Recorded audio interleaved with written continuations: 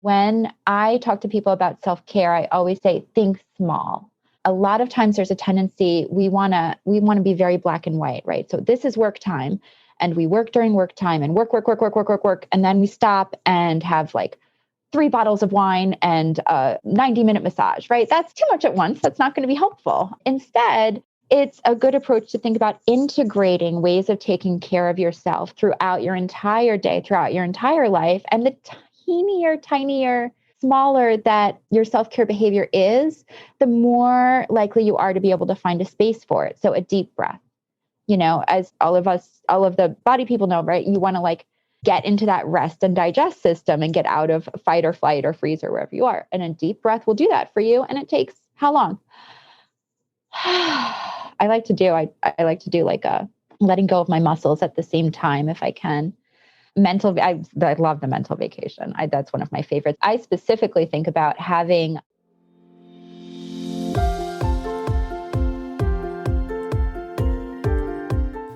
Hey there, my friend. Welcome to the Powerful and Passionate Healthcare Professionals Podcast. I'm your host, Sabrina. I am a cardiothoracic surgery PA with a background in public health and neuroscience. I'm also your peak performance coach.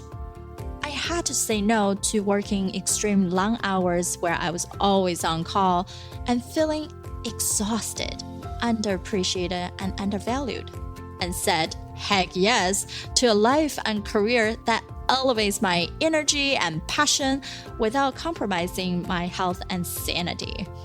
Now, I'm on the mission to support ambitious healthcare professional like you with a demanding career to become a confident leader who are living purposefully and fulfilled to truly be both a powerhouse in your career and a passionate person in life. Let's start our journey today. Hello, everyone. This is Sabrina Rumbach, your host for another awesome episode of the Powerful and Passionate Healthcare Professionals Podcast. And today we have another exciting person with us, Dr. Dana. Hi, how are you? I'm doing well. Thank you so much for having me on, Sabrina. Yeah, so Dr. Dana is a clinical psychologist and she is the business owner of Monarch Wellness and Psychotherapy. She is in Washington, D.C., specialized in mind-body issues such as trauma, anxiety, depression, eating disorder, and couples. And she's also an author. Yay! We have something else in common. Both are authors. And she wrote the book, Loving Somebody with Eating Disorder. So for anybody, we know food is such a major part of our life.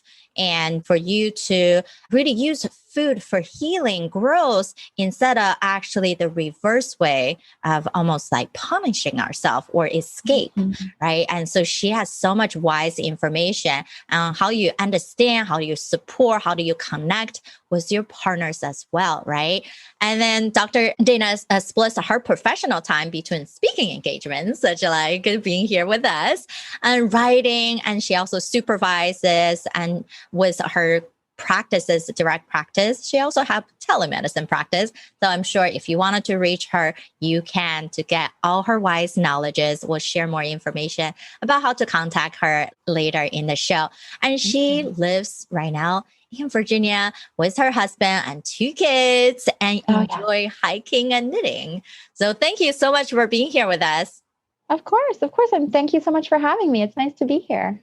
Yeah, this is amazing to be able to connect. We actually connected on a private practice conference for therapists. And then I was the speaker. And of course, me, right? My topic is always like, hey, how can we save more time and get more out of life, right? Yeah. And she has these awesome topics, which we're going to focus on today. The part of trauma. Sometimes we don't even notice that we are feeling traumatic or feeling that we are affecting our lives in different way. Now, and actually part of the trauma response is the not noticing. The trauma response sort of, you want to shut down your perceptions because it's all too much. And that includes knowing how deeply you're affected by the trauma. Amazing. Exactly. as healthcare professionals, we are all super smart.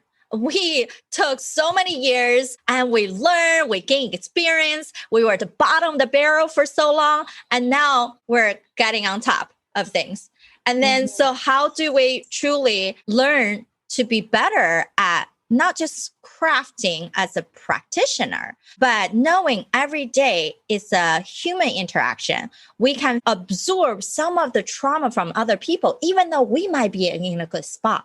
Right. And so let me ask you, do you have any stories that you have gone through with patients or even yourself that the trauma anxiety part becomes the specific topic you love to talk to people about? Well, I do know a clinician who didn't realize that she was being affected by vicarious trauma until she was literally being wheeled out of her office on a gurney. And then she said, I might be stressed out. What I like to think about also is I think about in my own life, the way that I behave and how I show up for people when I'm doing well, when I've had enough sleep and I'm properly nourished and I've moved my body as much as I can, as much as feels good. And then I show up, feeling generous and wholehearted and wanting to understand people. And then I think about the me that shows up when I'm tired, when I'm sour on life, when I haven't been taking good care of myself.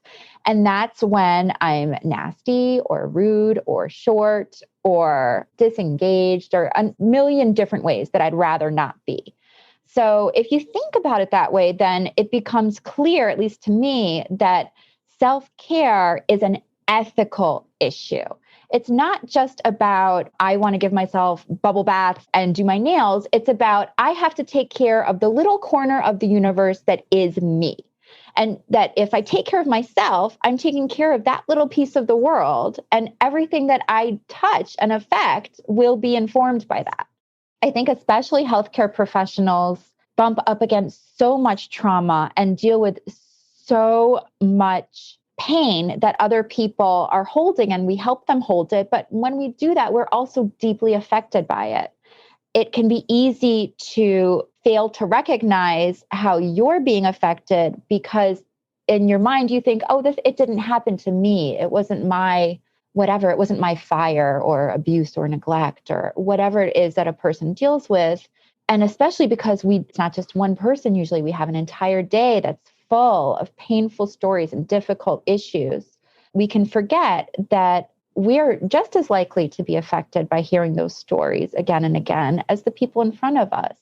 Part of the trauma response is to numb, to sort of dissociate yourself from what's happening. You're telling me about a horrible story, but I'm like doing my grocery list in my head. That's a trauma response. People don't think of it that way. People only think about, I'm having flashbacks or I'm having nightmares, right? But really, actually, a feeling of being deadened in the face of the trauma is a trauma response itself. So it's very difficult to recognize because it's an absence of something. It's sort of like I'm always having conversations with my husband about, I cleaned up. You don't notice that there's no jelly on the wall, but you would notice if it was there. So I really think that as healthcare professionals, we do really well to take good care of ourselves and also to check in, because we are very affected by the work that we do, especially in these days and times with COVID, all of the uncertainty and stressors that we addressing. Yeah, that's amazing. I think you hit on so many good points. We go through life, we feel like, we deal with a lot of things. We should know how to do this. We don't need to know another system or create anything, but we are just barely getting through things instead of actually learning some kind of method and system to put ourselves into a better spot. Now, a lot of my clients, I'm sure a lot of our listeners going to be in a spot where they're like, I did so much. How come I'm not getting to where I wanted to be? Or I'm doing so much, some things start falling through the crack. I don't even know what's not working, right? And I felt like that have a lot to do with this trauma response, where you are taking on a lot of these negative things from your patients, from your team. You're not aware of it. You want it to be what? A good listener. You go support. You start absorbing all their weight into yourself. You start analyzing. You're trying to help. You're trying to give them a solution.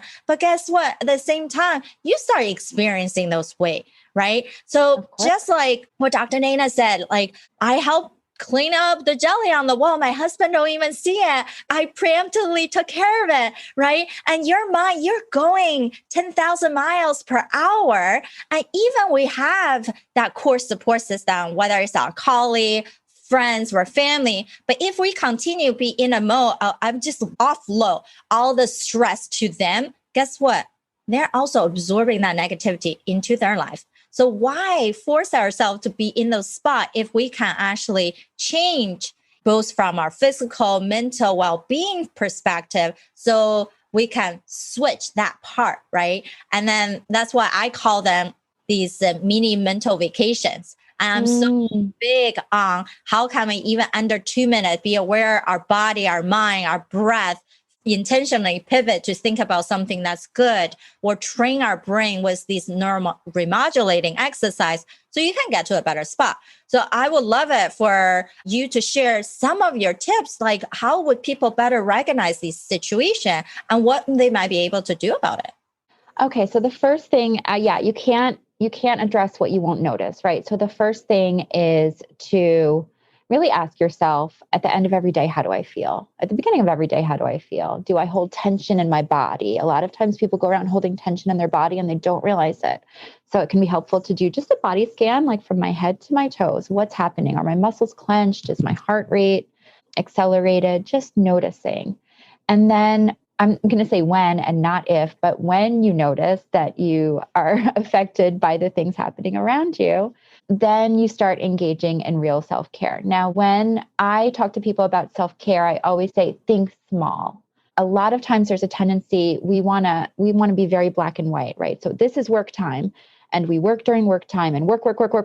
And then we stop and have like 3 bottles of wine and a 90-minute massage, right? That's too much at once. That's not going to be helpful. Instead, it's a good approach to think about integrating ways of taking care of yourself throughout your entire day, throughout your entire life. And the tinier, smaller that your self-care behavior is, the more likely you are to be able to find a space for it. So a deep breath, as all of the body people know, right? You want to like get into that rest and digest system and get out of fight or flight or freeze or wherever you are. And a deep breath will do that for you. And it takes how long? I like to do like a letting go of my muscles at the same time if I can. I love the mental vacation. That's one of my favorites. I specifically think about having a place that you go to in your mind. It's also something we use when we're working with trauma, like a safe space. It could be the beach or something like that. And every time you go to the same place. You've identified that as your place and you continue to elaborate it. Like there's one time you go and you really focus in on the waves. And the next time you go, there's seagulls too. And it helps to make this as multimodal as possible, right? So thinking about what you hear, see, smell, et cetera, but especially smell. If you can work a scent in there, I mean, we know that, that's hooked right into the limbic system. So you're more likely to be able to have a real relaxation response. Yes, those are so key, right? Even I presented on that private practice conference when we were talking about. So my 2-minute mental is exactly what she was saying, right? Like noticing our breath, even Wim Hof, right? The Iceman himself, all the training about how much cold therapy help us, but it's still, you have to overcome that mentally, right? Just like any difficult situation we experience, it's all how we change our perspective, our attitude towards it.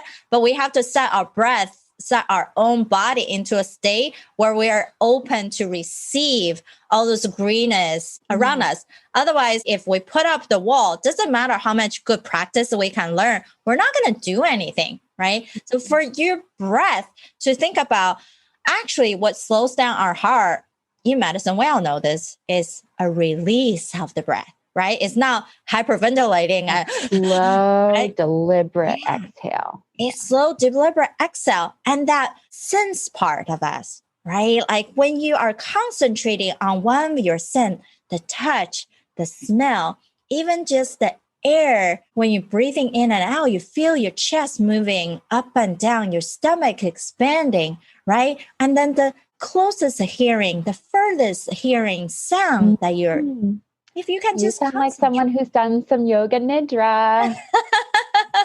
So all these things you can really incorporate into your body. And meditation is not something you really have to find a corner and do the 10, 20 minutes, set yourself into it. It's just allowing yourself to change the way what you're focusing on. And that's be present where you are whenever you can. Exactly. And so the mind is one thing. And I know she also loves talking about and using food and using different exercise or sources to help us get there. So can you share with us some other resources that we can do? Sure. Well, all of this rests sort of, right? The other area that I have a lot of specialty in is eating disorders and disordered eating and body image issues, which healthcare professionals are not at all exempt from. A lot of this rests on your ability to be present within your body. And that in turn rests on your ability to have a positive relationship with your body. So many times we go throughout our lives thinking about our body from the outside in and from a really judgmental and almost hateful space, really, for many of us, right? Thinking about how we look. How do we look when we do this? How do we look when we do that? How do we look in pictures, right? As opposed to centering and anchoring yourself inside of your body and connecting to how do I feel? How does it feel to be me? And, I think maybe healthcare practitioners know more than anybody, but tend to forget more than anybody that the Cartesian split, there really isn't a difference between our psyche and our body, right? So when you hate your body, you're hating yourself with a capital S. So I think that if I'm going to say again, I'm going to say when and not if, when there are body image issues, because in our modern society, I think it's impossible for anybody to really escape them. To be consciously fighting against those negative and critical voices about body is an important way to love your whole self. I totally agree. Is how do you love your whole self? Now, we in medicine, a lot of people are in scrubs. Some people have them clinic. Even in front of telemedicine, you still want to look professional. So that means some people go through the extreme of putting entire makeup, make sure your shirt is all done up, right? But at the end of the day, we're here for human connection. People coming to you seeking help, they're not in their best physical mental state. They want someone who actually care enough to see what's going on in them and not just rushing through, okay, let's just tell me your problem and let me solve it for you. And then you're moving on, right? Yeah. So a lot of physical appearance, yes, we might want to show ourselves as a professional, but it's not so important as the way that you ask questions, right? The way you lean into them, even through on camera still, from me being a international peak performance speaker on TV, on all different shows, it actually have that skills of how do you connect with people, even through camera like this, right? And that means also important when you do it in person. I'm sure we all know this. Body language has more than 55% of our language communication, right? And that is the tonality, the way that you say things, right? How you make people feel, and not so much on all the words. Because people can't listen to every single word that we're saying, right? They're going to find out the things that they found funny, they found very odd, they found like, wow, enlightening. Right. So can we be someone who's more aware of how we're showing up for people? Right. I think that's the main thing what Dr. Dana is saying. Like, what about our center self? Right. Not so much about just the body and the look. I often say that I'm less concerned about the what you do, like what you eat or don't eat, or what you do with your makeup or don't do with your makeup, than I am about the why of it. It's a very different experience to put on eyeliner saying, I have lovely eyes and I'd really like to accentuate those today. I feel good about bringing myself forward in that way, than to be like, oh, how can I hide all of my supposed imperfections? So almost you might end up with the same exact hair, makeup, and things like that. And the emotional space from which you approach it not only obviously makes you relate to yourself more successfully, but then you can be more anchored in your body. That makes you truly available for other people. Yes, yes. How much can we anchor ourselves to be available for other people, right? One of the common response when I ask people, why did you initially get into medicine, to bring that part of them back, right? Because so as we go into our busy lives, endless patients, some people see 20, 30 people a day, right? Wow, right? Like so much on you. And sometimes it becomes that competitiveness. Oh, I can see this amount of patient. That means I'm more effective. But is that really effective, or are you just seeing a lot of people, right? How well you're connecting to them and to help them is different. And that reason behind, not just, oh, I want to help, right? I want to make impact. But what does the impact bring for you? Why do you want to make that impact? How would that affect your life, your family, and your patient in a way, right? If the more detail we can dive into that why, as Dr. Dana said, then we're truly connected, as our identity is now the outside validation. Outside, I have to show up for that expectation. It becomes more intrinsic. The funny thing is when I say, what's your intrinsic value telling you? What that means, what does you telling you? And some people becomes like deer in the headlights. Like, what does that mean?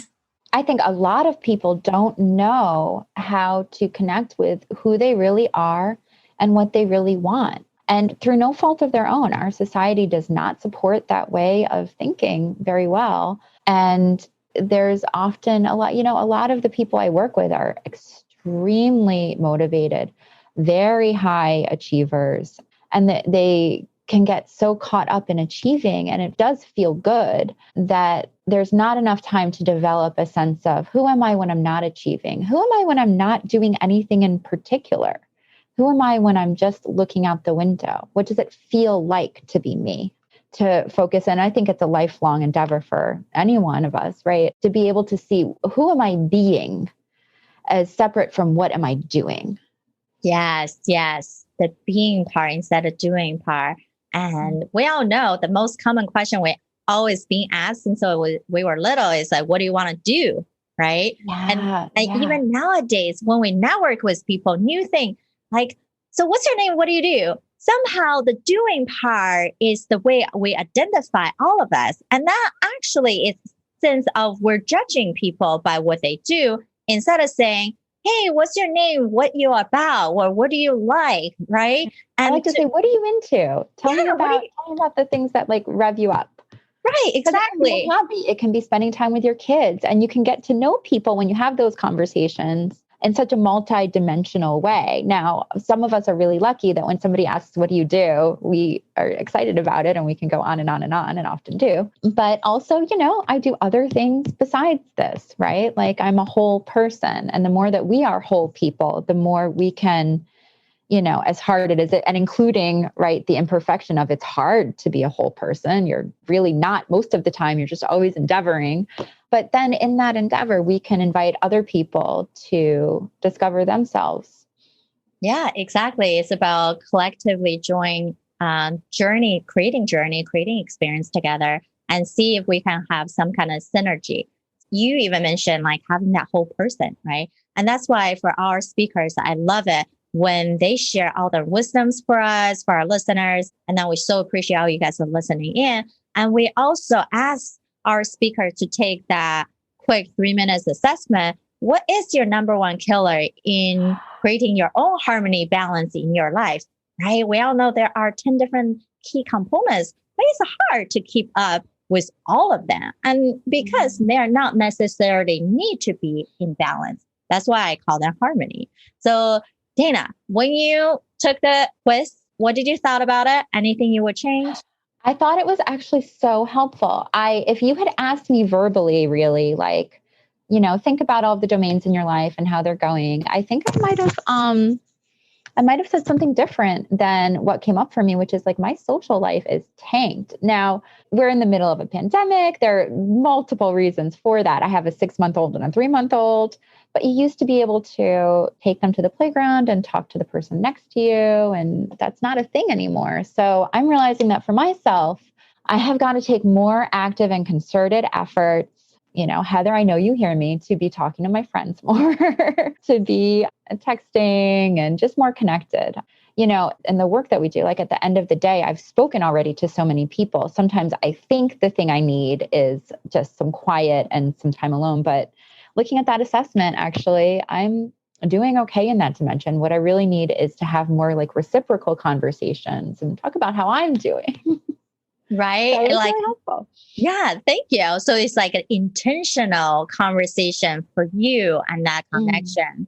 And despite that, we can be talking all day, right, with patients or clients and It's our such a different. team. You're very present in both ways, but different parts of you are present and different parts of you are activated, and they're all important.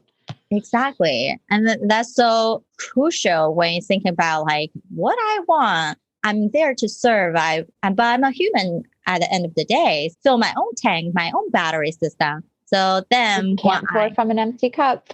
Yeah, exactly. I always tell people that. And then I look at my cup and I say, oh no.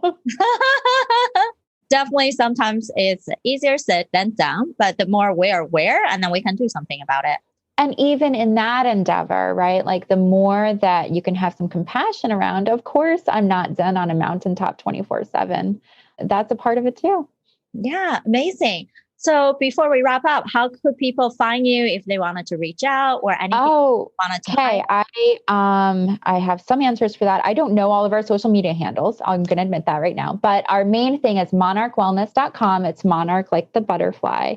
monarchwellness.com.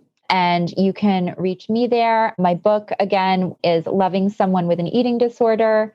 Nurturing and connecting with your partner. Those words are all, I mix them up sometimes, but that's on Amazon and Barnes and Noble and things like that. And I love to be connected. If you go to our website, I'm sure you can get to our social media.